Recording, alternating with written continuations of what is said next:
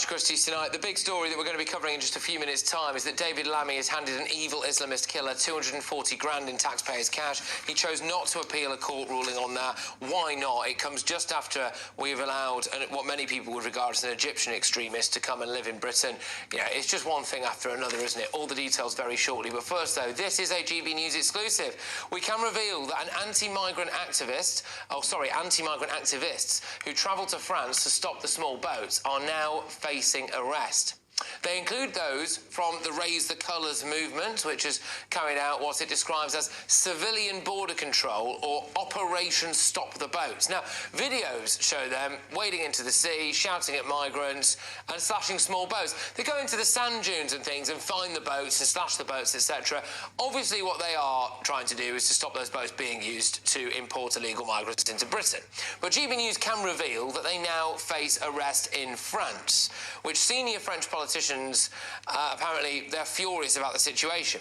Well, a source close to Minister Laurent Nunez, who's the equivalent of the Home Secretary, told a French newspaper that he demanded that the members of these groups, these Brits, going over there to slash these boats, are identified and arrested. Well, I'm joined now by the International Security and Border Control expert, Henry Bolton, OBE. Now, look, Henry, I'm at pains to say here that I'm obviously not encouraging anyone to do anything that breaks the law or to do anything criminal, anything like that at all.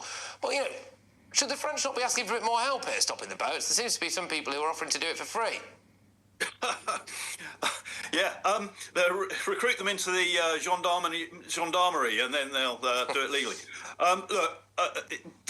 If a French person comes to the United Kingdom and breaks the law, you would expect the British police to arrest them. They don't get a get out of jail free card because they're French. Likewise, if a Brit goes to France, and it doesn't matter what law it is, if they break a law, they're making themselves vulnerable to arrest. And that's what the French are saying. In this case, if they're harassing people, if they're likely to cause a public order type of situation and so on, they make themselves arrestable. And I'm a former police officer, and I can't condone anybody doing that at all.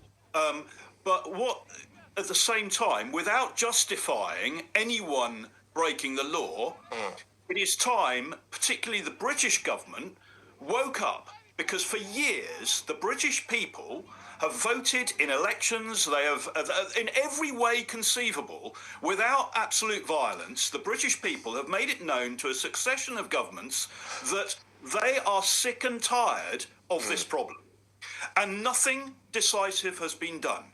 In a functioning state, in a functioning democracy, the state will enforce the laws on its borders lawfully and decisively.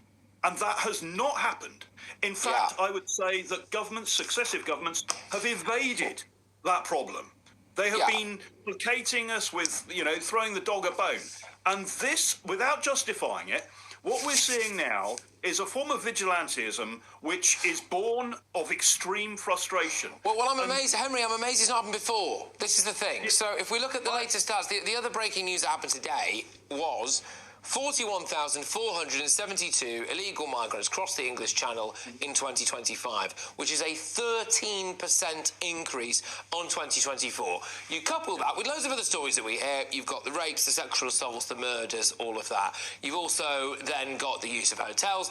The other story today, that we're going to be building new homes for some of these illegal entries as well. And again, not condoning it. They shouldn't go out there and break the law in any other country. We wouldn't. I mean, that's part of the reason why I dare I say that they are going out and doing this in France, is that they don't like it when foreigners come to this country and break the law here. So, I can see that you have to be consistent in that regard. But I am amazed that it's not happened before.